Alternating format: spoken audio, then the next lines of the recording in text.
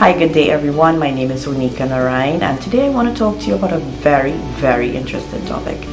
It is one that has been around for centuries.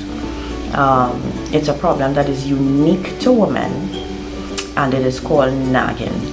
Now, I'm sure as a woman, you've heard it said that women can be nagging, that wives can be nagging, mothers can be nagging.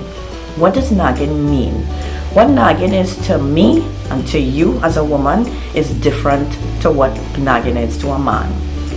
And that's because men and women are completely different. So, what they call nagging might be you asking them to change the light bulb and they don't do it. And maybe 2 hours pass and you go and you say, hey, don't forget to change the light bulb. And you say it in a nice tone after 2 hours. And then 5 hours pass and you say, hey, don't forget the light bulb, look it right there. And then 24 hours pass and it's hard for the tone to remain the same at that point, right? So you go, remember yesterday I asked you to change the light bulb, you still didn't do it. Now, why are we doing this? Why do women do this?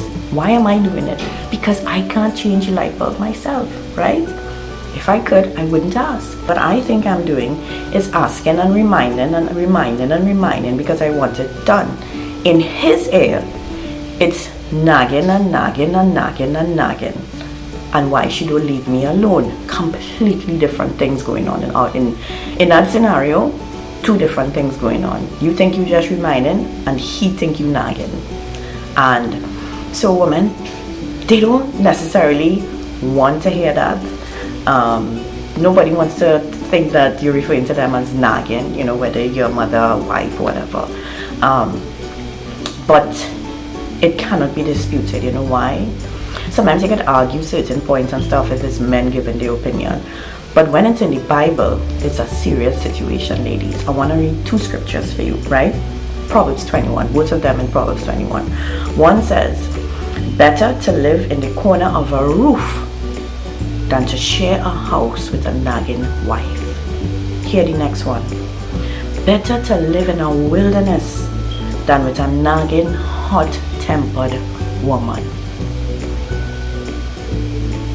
If the Bible's saying it, it means they have some truth to it, ladies. I am sure if I asked the gentlemen who are constantly nagged, if this is true, they would say, yeah, just give me a ladder and let me go and sit down in the corner on a roof and chill until she cool down or until she stop nagging. Men just different, ladies. They can't handle it. They can't take it. It's too much for them.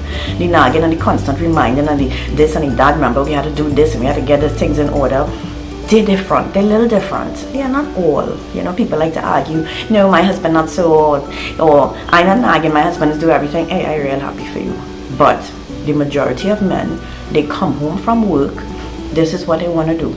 Come through the front door, whether you not working or both all you're working, right? This is what the man want to do. The woman will come home, take off her shoes, take off her earrings, wherever else she want to take off, go in the kitchen and start cooking.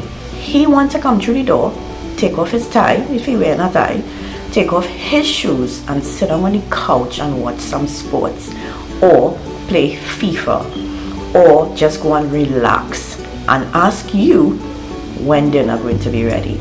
It's just how it works. Not all the time, but a lot of times, right? That's how it works. I'm not just saying this off the top of my head. I counsel people all the time. And in the scenario of a husband and wife, most of the times the woman tend to think one of the big complaints is that he's not sensitive. He's not sensitive to my needs. He comes home and he just sits down and I have to do this and I have to do that and the fellas is just be like, yeah, well, I'm tired. I'm not the creator. I didn't make men and I didn't make women. So don't ask me how men so different and women so different. That's something to take up with God. I just read for you in Proverbs 21 that nagging is real. That even in the Bible, even before Christ, this is BC, this is Proverbs, even in these days, women were doing that, right? So ladies, hear my advice. This is what I have to say, right? Your husband is not your son. You cannot rule him. You cannot control him. Actually, the worst thing you could do is make him feel that you are trying to control him, right? And so you might say, well, what I could do? This may be hard for some of you all to swallow. But if after you ask once, twice, 3 times, 4 times, 5 times, nothing happened, what are you gonna do? You know what I mean? If your husband does nothing that you ask him to do, then I would question if there's even love there, because it's a relationship and you are doing your part and he's doing his part. And if you ask him to do you a favor, to help you with something, and he's refusing every time, there might probably be another video for that, right? But this isn't a situation where you as a woman, you just want things done your way. Okay, you ask him to help you scrub the bathroom. You're telling him how to scrub it too. And then when he finished, you're telling him, well, you didn't do it good. No, please don't do them that. Don't do them that. No. Ladies, don't do them that. You could do your son that, not your husband, right? So if you ask him to clean the bathroom and you're blessed enough to get him to do it, and he didn't do it perfectly, you do the finishing touches now. You don't have to go and nag the man and tell him he didn't do it good. Or if he put out the garbage and he didn't rest it where he's supposed to rest it, that's called nagging. If you ask him to sweep the floor and then you come after and say, but look, you didn't sweep properly, ladies, that's nagging.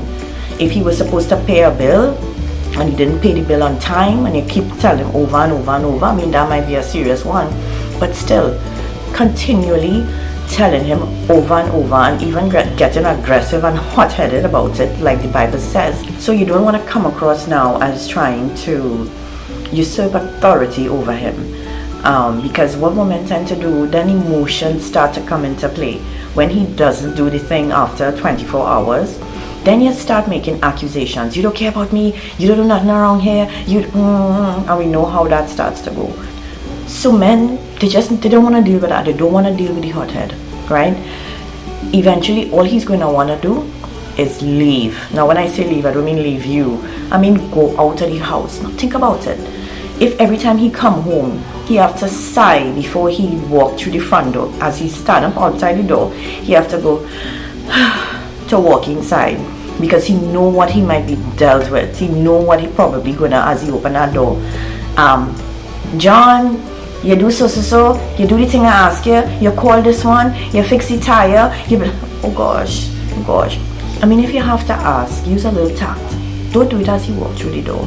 Give him a little 2 hours of rest, let him sit down, take off his socks, massage his feet, and while you're massaging his feet, then you could say, so John, remember the bill I asked you to pay? Did you do it? In that type of scenario, it couldn't be hard for him to just ignore you. So maybe ladies, you have to improve your powers of persuasion and use different methods to get your husband to do the things that you are asking him to help you with. Yeah, if you get where I'm coming from. But the constant nagging, it's not going to work. It's actually going to push him further away from you and from the home, and it's going to be a place where he does not want to be. This is not my advice only. These are not only my words. We saw them in the Bible. Nagging wives have been around for centuries, and they'll probably be around for centuries to come. But don't let it be said of you. You try something different. I know that there are 2 sides of a coin. I'm married. But at the end of the day, you cannot dispute the fact that women tend to nag. So I'm asking you, all this video is about is to ask you to try another way, to ease him up a little bit. It's actually going to improve the quality of your life if you don't nag him. So you might think getting the things that you want done is more important, but it's actually not. If you leave him alone a little bit and you try different strategies to get things done, you would see the quality of your life with him in the home different, because he won't be frustrated to come home. There will be less arguments, because when you nag him after a while, he's not just going to sit down and take you nagging. He's lashing out. He's like, woman, leave me alone now. Oh gosh, I tell you I could do it, right? We know how it does go, right? So try a different method, ladies. And if he is not listening to you, or he's not taking your advice as to how to do things your way, what you gonna do about that? You wanna get an argument out of that? That is not worth it. A plate in the sink is not worth, ladies. It's not worth it. Don't make the man get a ladder and go up in the corner of the roof like the Bible now. Yeah? So I just want to encourage you, ladies, take it down a little bit.